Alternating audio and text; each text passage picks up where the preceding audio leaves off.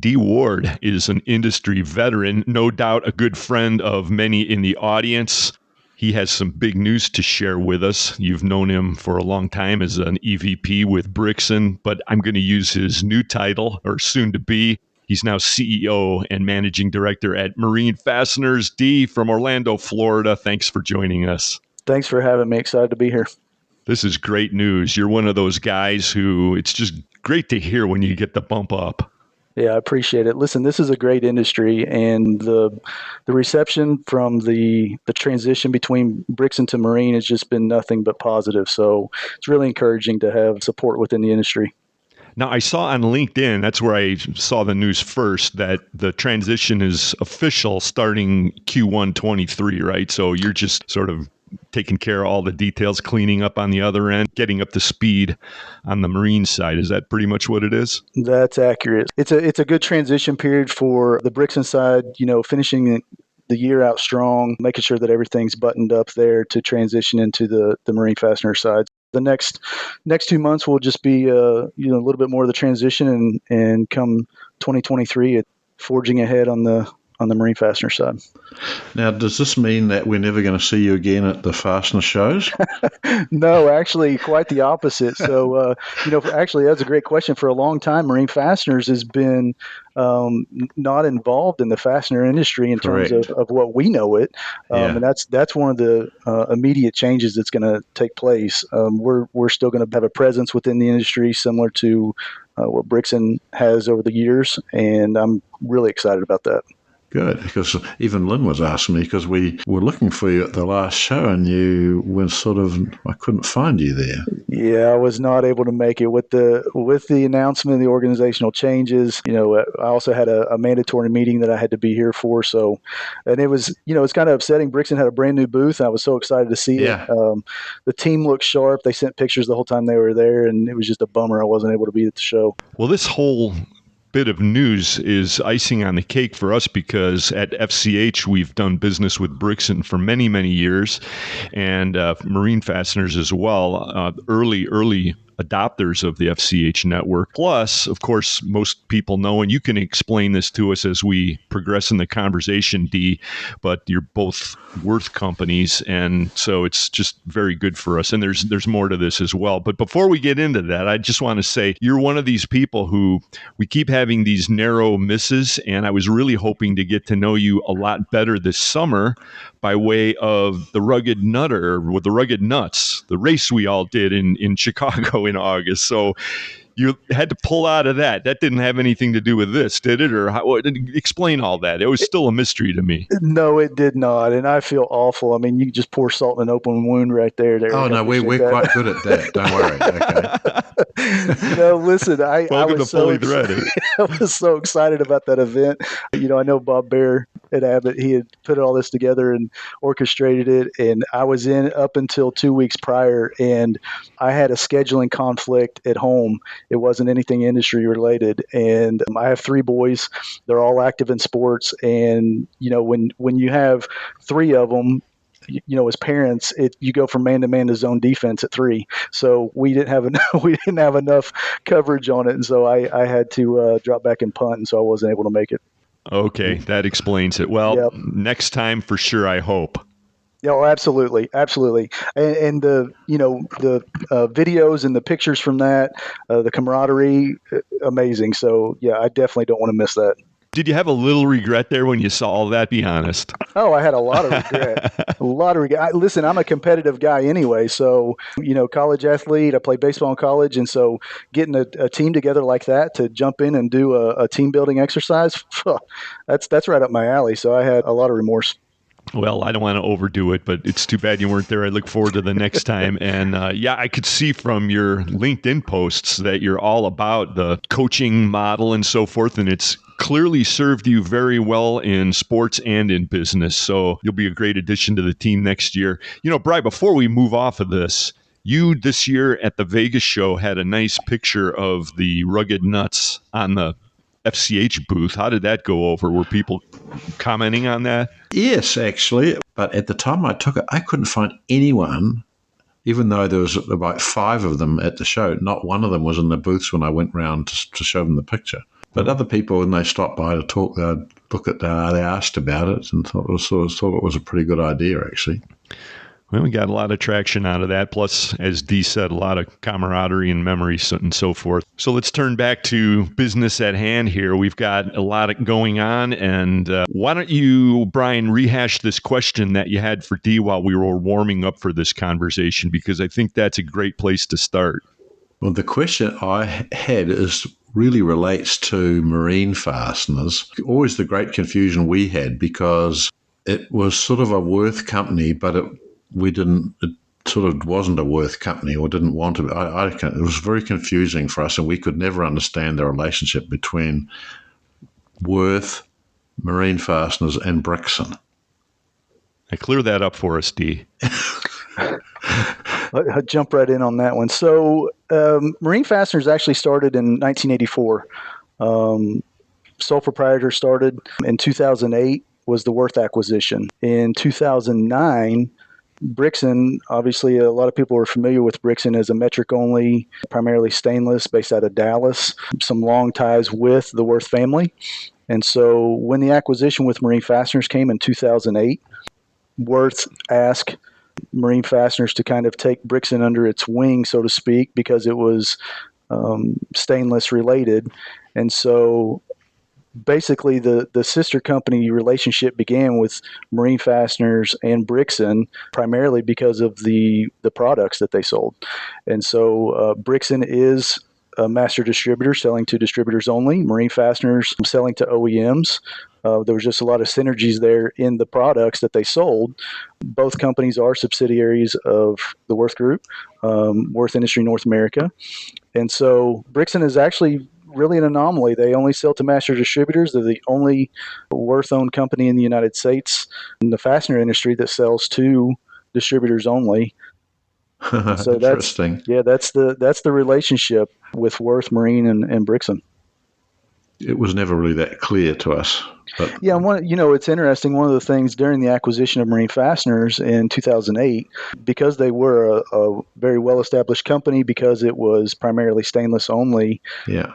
During the acquisition talks, the decision was made not to make it Worth Marine Fasteners, even though it is a Worth subsidiary, just to leave it as Marine Fasteners in the name. And so that's also probably part of the, I'll say confusion, but that's, maybe part of the disconnect or misunderstanding that some people have because it is just Marine Fasteners. Right. Because for us, Worth shows up under all the W's, okay? Right. Marine Fasteners is always a problem because you're always stuck somewhere else in our alphabetic list. Yep. Well, and that, a lot of it has to do with the scope of business as well. Most of the Worth companies are very focused on a geographic area, whereas Marine is not.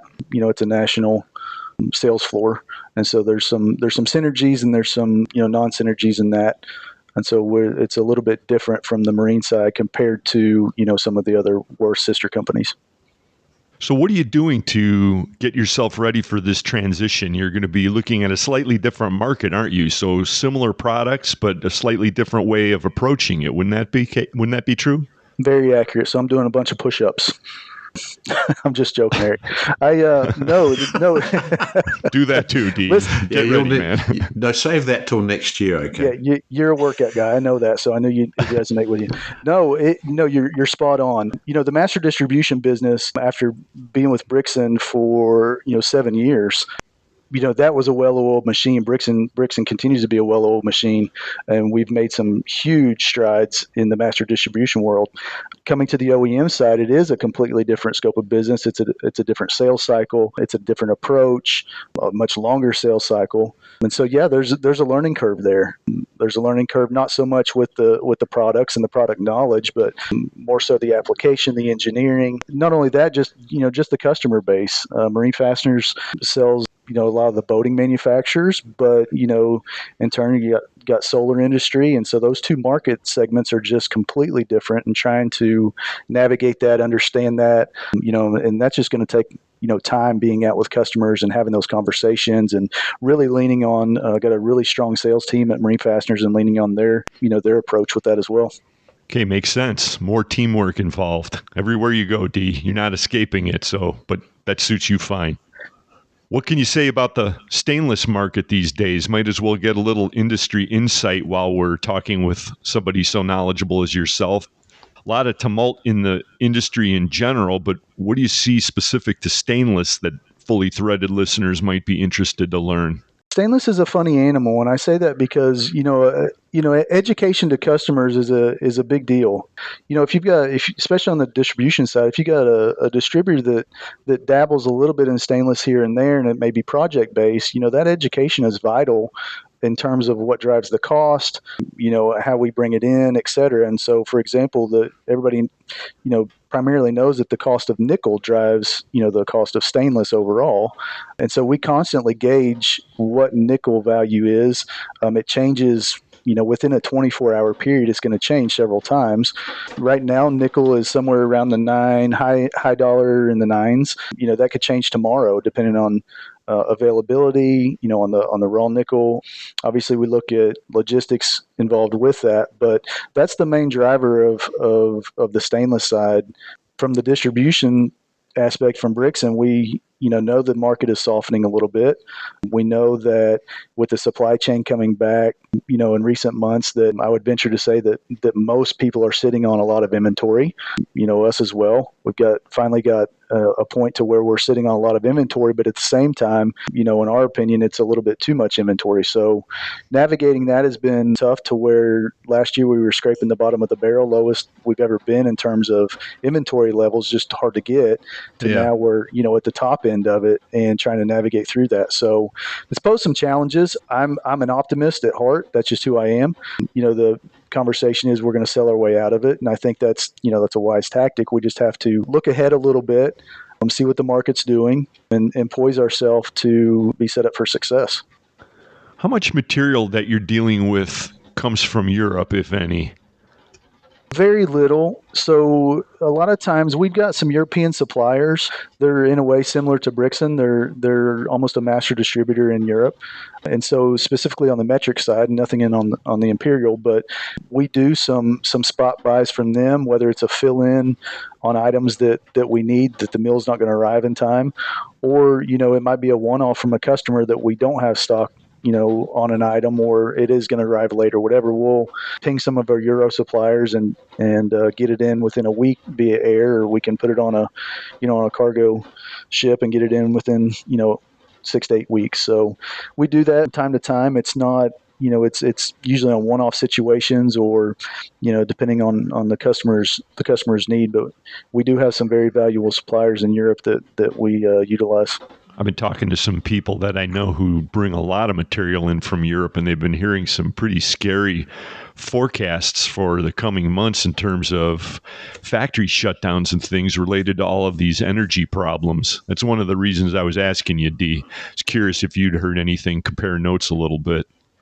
No, I've not heard anything about the energy side. I know that the hot topic right now is diesel and the shortage, and what that looks like. Like I said, I'm an optimist. I think that you'd be unwise to not listen to what's happening in the market. But I've never been a fear-based leader. That's just not in my nature. And so I think that you need to take those conversations to the table with especially an executive management team, and discuss them, be prepared for them. But at the same time, I don't lean into that so much that it cripples us, if that makes sense. Right. Yeah, I've heard some very interesting perspectives on the diesel situation as well. When you read the press on that whole subject, and some of it is fear-mongering, clearly, because you read some of these articles and they're all self-referencing, yep. or they're circular referencing. You just don't get to the bottom of it ever. It's like people are just passing rumors along, it almost seems. But clearly there's something to it. And the view that I'm comfortable taking at this point is I think that the supplies are shortening, but I don't think there's a risk of running out. So I think the adjustment people are making, getting used to having shorter supplies, is taking a little bit of getting used to, but I don't think we're in fear of the pumps going dry. That's how I'm hoping that it is, at least. I totally agree. And I kind of reference it back to during the COVID-19 pandemic. if you'll remember that toilet paper flew off the shelves for whatever reason. Yeah, I know, and ordinary rolls of paper. Yeah.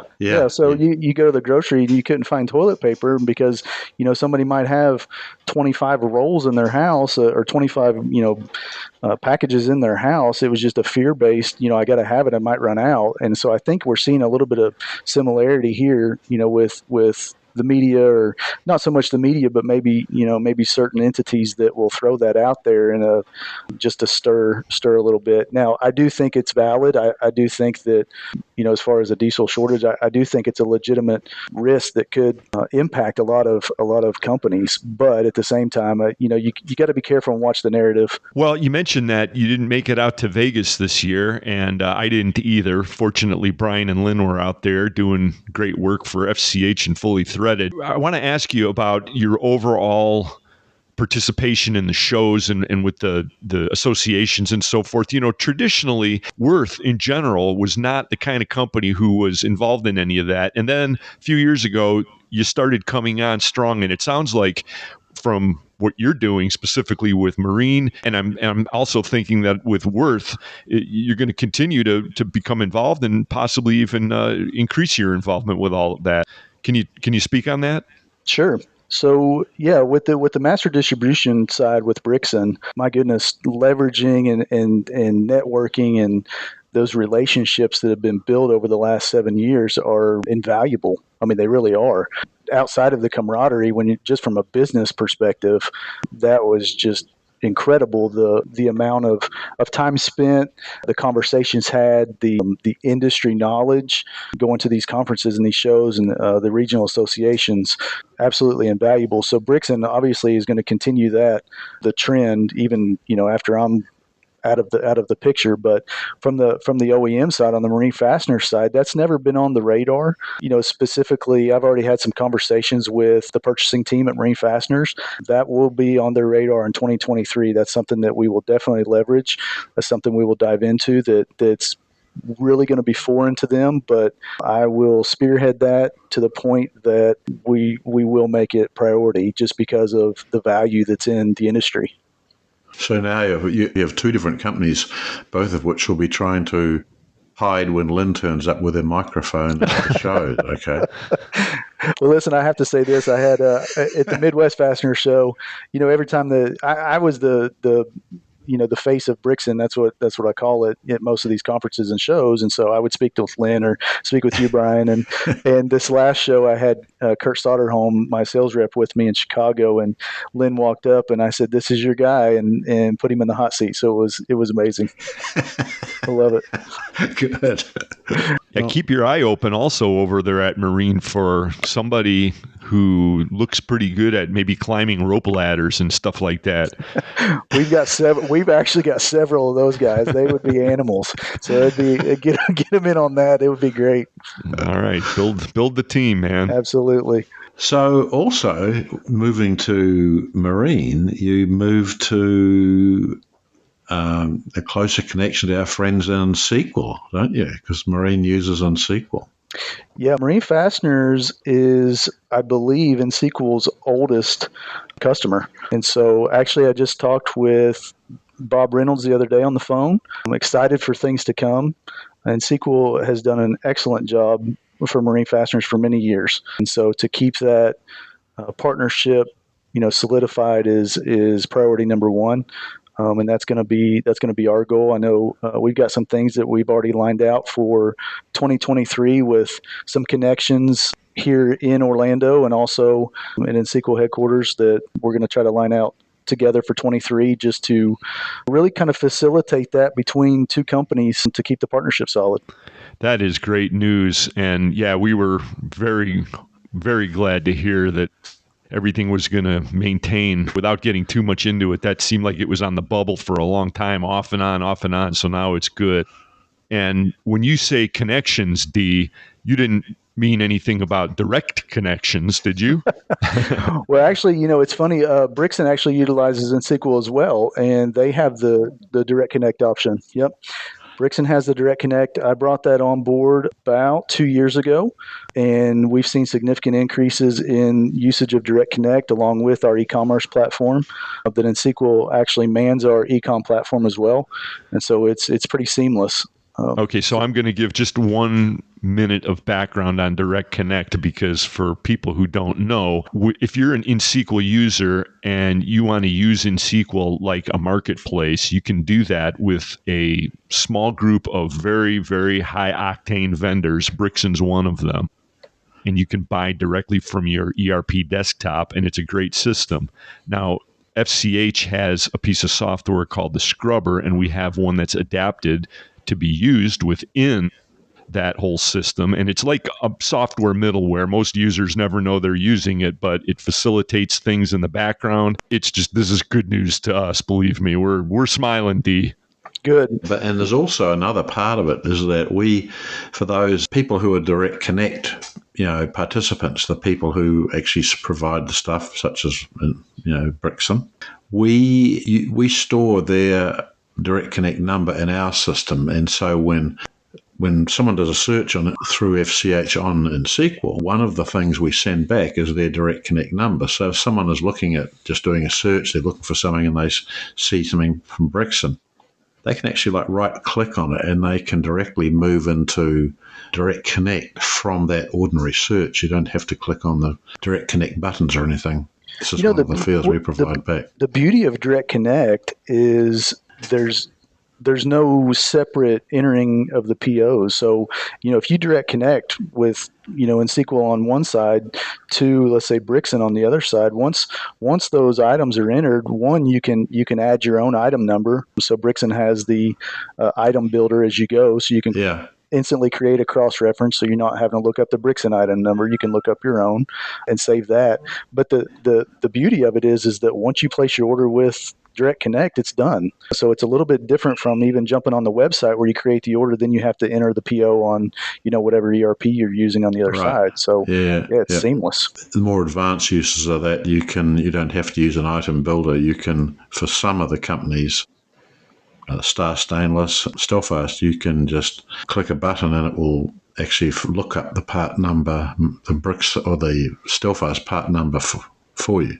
Yeah, I mean, just speaking frankly, let's face it, our industry is pretty antiquated. So some of these things that have been rolled out from the Brixton standpoint, and what I've tried to do with Brixton is to be 3 steps ahead. To Brixton's MO has always been we're exceptional customer service, and that's why people love to do business with us. But at the same time, you've got so many generations within the industry now that if you want to send us a fax on a handwritten piece of paper, guess what? We're going to take it. But if you want to jump online, you know what? We'll take that too. So I think part of the strategy was, how do you want to do business? Because that's how we're going to play ball. We'll play ball however you want to do business. But just know that as things transition over time, the industry is going to shift a little bit. And so that's what we've tried to always been, 1 to 2 steps ahead.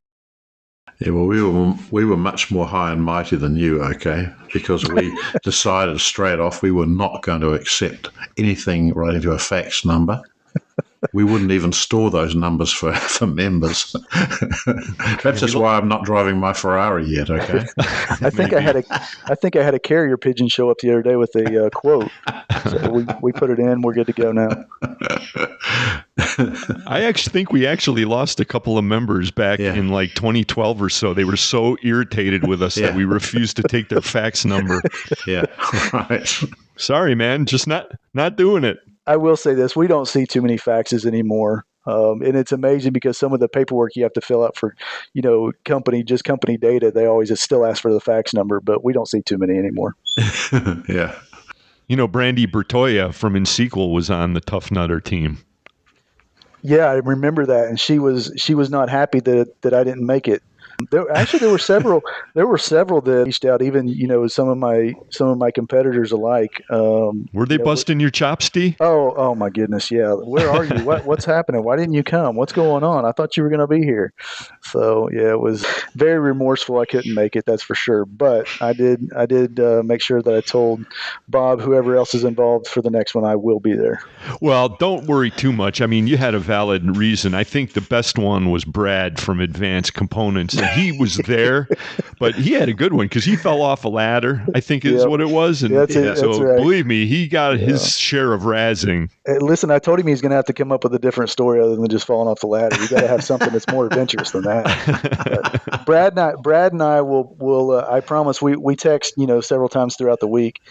Brad and I will be texting sometime tomorrow night because I'm a huge Tennessee Volunteer fan. Brad is a huge Georgia fan, and the battle happens tomorrow at 3:30. So big football game tomorrow. Okay, yeah, he's really into his football. He's into everything that Brad is into. He's into it. Yep, that's what I know about him. Love him. He's a great guy. Great company. Yes, he is. And hopefully he's all healthy and recovered for next year and he stays away from ladders. Yeah, right. Yeah, no home remodeling anytime around then. No. Well, you should stay away from ladders too, D, at least until first quarter. You got a lot to do to ramp up, and at this point you came on fully threaded. I hope you're not going to be a stranger and you'll come back again. Anytime. And thanks again for having me. The more input we can have into the industry and the more that we can collaborate with what happens in this industry, the better. I'm a huge proponent of that. I think that's what I love the most about this industry is just the camaraderie, the networking, the collaboration, even though that, sometimes we go head to head and that's okay. So the guys at Star Stainless, I love those guys. The guys at BBI, I love those guys as well. And we've just got great relationships, even though that we know that we go head to head. Brixton goes head to head with them all the time, but that's the beauty of the industry. You can't replace that. Early on when we used to go to the Midwest Fastener Association, that these people are really all in competition and yet they can all sit down and talk and have a drink together. I found that really amazing. Yep. It's honestly, I think my most favorite part about the industry. I mean, I don't see that changing, with the transition from Brixton to Marine. Matter of fact, I see it, Marine Fasteners being more involved in finding those avenues and those partnerships and those connections that's never been there before. If it has been there, it's just not been as strong. So that's definitely one of the goals. Okay, cool. Well, thanks again, Dee. I'll look forward to catching up with you at the next event. We'll cover more of this, and maybe you can give me some training tips. More push-ups, Eric. More push-ups. I knew that was part of it. I knew. Yeah. That's why I didn't ask earlier. Hey, thanks a lot, man. We've been talking with Dee Ward, Chief Executive Officer, soon to be Marine Fasteners. And we'll be back momentarily with more Fully Threaded Radio.